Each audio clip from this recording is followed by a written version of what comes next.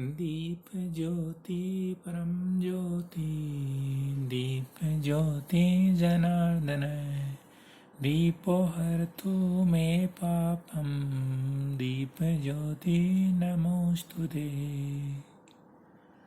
ओम सरस्वत्यै नमः। प्रिय विद्यार्थियों, आज हम 8वीं कक्षा की रुचिरा पाठ्यपुस्तक का पहला पाठ सुभाषितानि पढ़ते हैं। संस्कृत भाषायाम् अस्मिन् प्रकारेण अस्ति।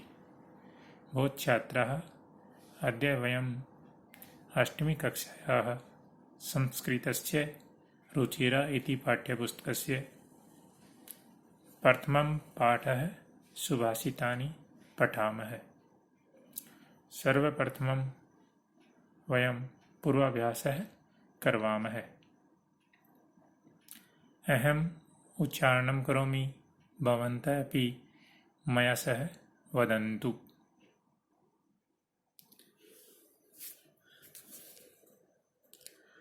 येषां न विद्या न तपो न दानं, ज्ञानं न शीलं न गुणो न धर्मः, ते मृत्युलोके भुवि भारभूताः, मनुष्यरूपेण मृगाश्चरन्ति। गुणा पूजास्थानं गुणेषु न च लिङ्गं न च व्ययः, न्यायात् पतः प्रविचलन्ति पदं न धीरा। दुर्जनः परिहर्तव्यो विद्यालङ्कृतोऽपि सन्, न प्राणान्ते प्रकृतिविकृति जायते च उत्तमम्।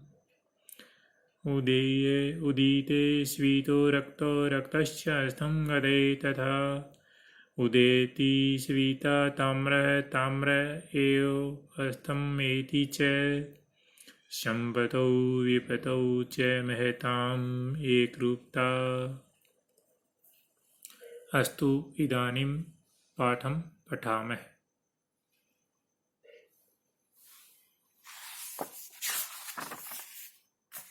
प्रथमः पाठः सुभाषितानि।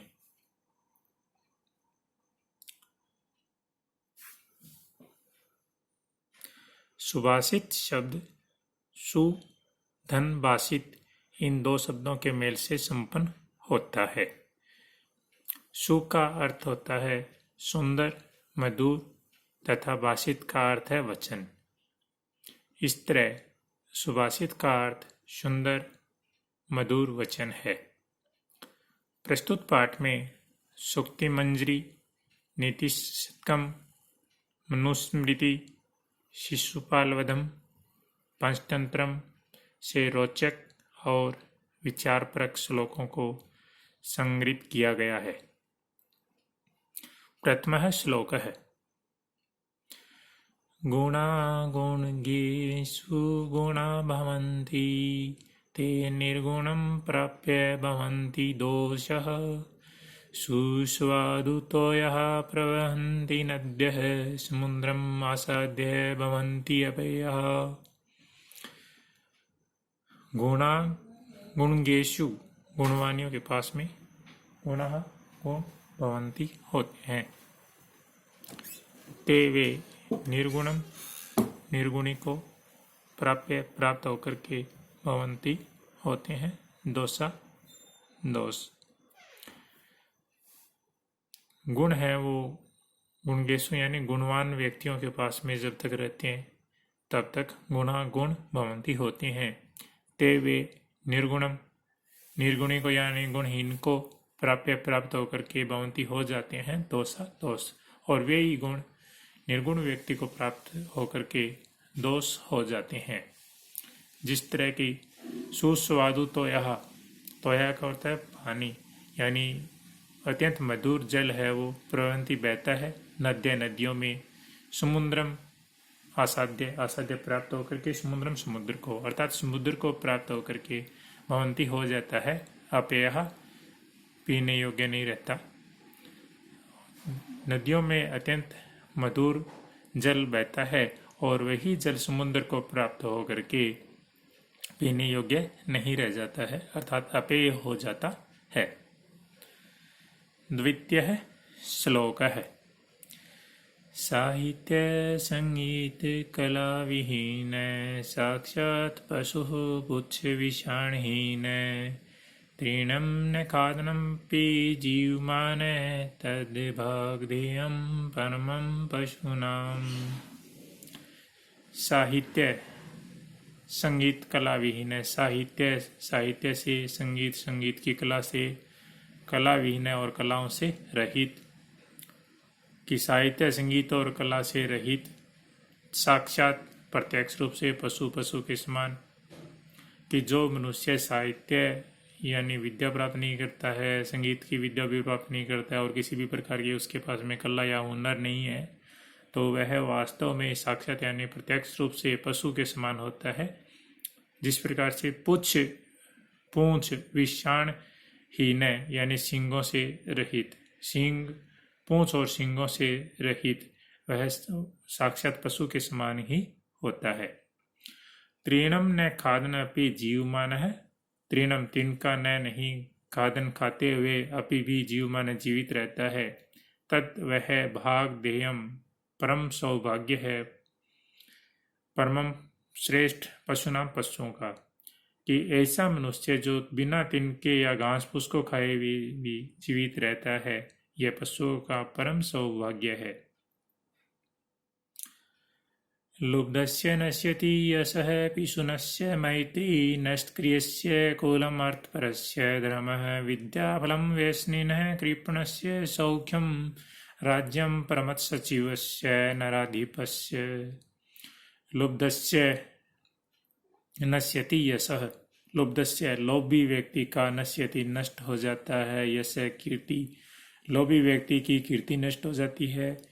पिशुनस्य मैत्री, पिशुनस्य का मतलब होता है चुगलखोर की मैत्री मित्रता।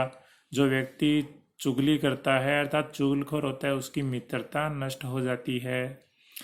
नष्ट क्रियस्य कुलम, नष्ट क्रिय से जो किसी प्रकार की क्रिया नहीं करता है यानी कोई प्रकार का काम नहीं करता है, उसका कुल नष्ट हो जाता है।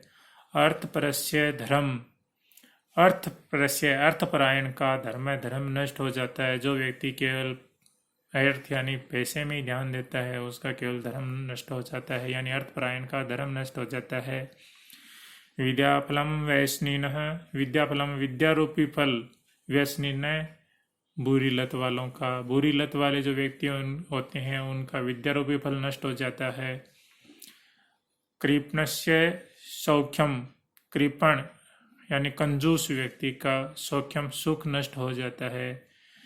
कृपण का मतलब होता है कंजूस, सौख्यम सुख, जो व्यक्ति कंजूस होता है उसका सुख नष्ट हो जाता है।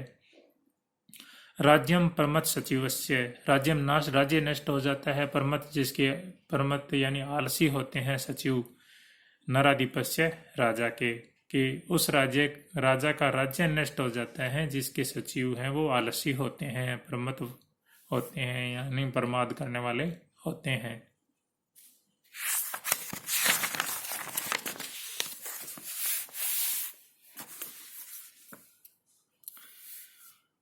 पीत्वा रसं तु कटुकं मधुरं समानं माधुर्यमेव जन्येत मधुमक्षिकासौ सन्तः तथैव संस्यजन् दुर्जनानां श्रुत्वा वचः मधुरशुक्त्रसं सृजन्ति। पीत्वा पी करके रसम, रस तु तो कटुकम कड़वा, मधुरम मीठा, समानम समान, माधुर्यम एव मधु ही अथवा शहद ही, एव ही जन्यत उत्पन्न करती है मधुमक्षिका मधुमक्खी, असौ यह, कि यह मधुमक्खी है वो अत्यंत कड़वा रस पी करके भी अत्यंत मीठा मधुर मधु अर्थात शहद उत्पन्न करती है। मधुमक्खी है वो फूलों का और जो कोमल पत्तियां होती हैं विभिन्न प्रकार के वृक्षों की, उनका जो कड़वा रस पी करके अत्यंत मीठा शहद उत्पन्न करती है।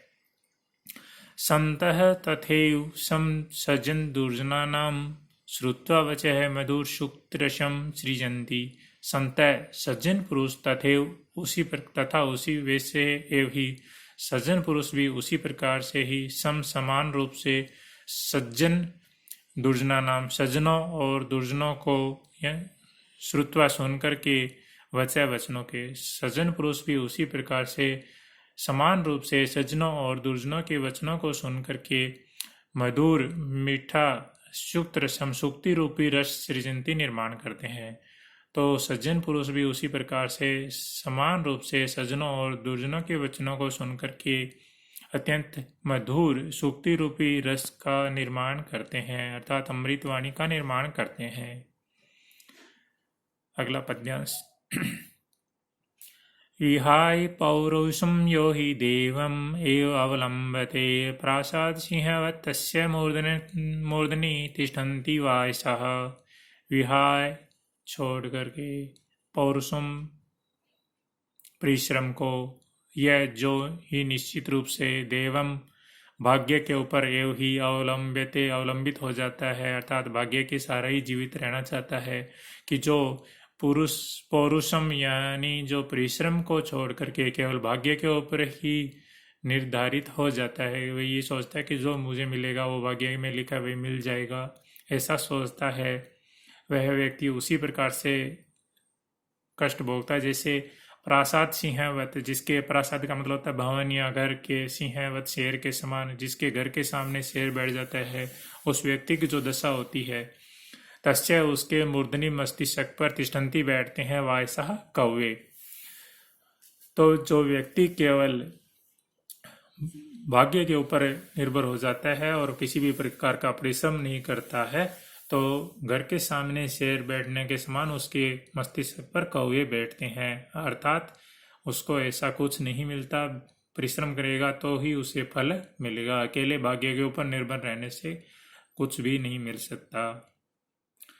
पुष्य पतर फल फलश्च छाया मूल वल्कल दारुभिः धन्या महिरुआ येषां विमुखम यान्ति न अर्थिनः। पुष्य फल पत्तर छाया मूल का मतलब होता है जड़, वल्कल यानी वस्त्र होते हैं एक विशेष प्रकार के, जैसे मोटे पत्ते वाले जो पेड़ होते हैं उनके पत्तों को प्राचीन समय के अंदर वस्त्र के रूप में काम में लिया जाता था। दारू भी लकड़ियाँ, तो पेड़ पौधों से हमें जो प्राप्त होते हैं वो सामग्री हैं, उनका नाम बताया गया इसमें कि पुष्प यानी फूल, पत्तर पत्ते, फल होता है, छाया मूल यानी जड़ होती है, और कंदमूल बोले जिसे, वल्कल यानी वल्कल वस्त्र, दारू भी लकड़ी, धन्य होते हैं महिरूहा वृक्ष, यशाम जिनके विमुख या विपरीत यान्ति जाते हैं, न नहीं अर्थिन धनवान लोग। धनवान और जो बुद्धिमान लोग होते हैं वो इन पेड़ पौधों से जो सामग्री हमें प्राप्त होती हैं, और ये पेड़ पौधे धन्य हैं कि महान जो लोग होते हैं वो इनके विरुद्ध नहीं जाते हैं। पुष्य पत्तर फल छाया मूल वल्कल वस्त्र और लकड़ी हमें देने वाले जो पेड़ होते हैं वो अत्यंत ही धन्यवान होते हैं। ये शाम जिनके विमुख न नहीं यान्ति जाते हैं, अर्थी न है, अर्थ वाले लोग या धनवान लोग हैं वो इनके विरुद्ध नहीं जाते हैं। चिंतनिया ही विपदाम आदावेव प्रतिक्रिया न कूप खननम युक्तम प्रदीप्ते वहनी न गृहे। चिंतनिया चिंतन करने योग्य है ही निश्चित रूप से विपदाम विपदी के बारे में या विपत्ति या कोई आपदा के बारे में निश्चित ही चिंतन करने योग्य है। आदावेव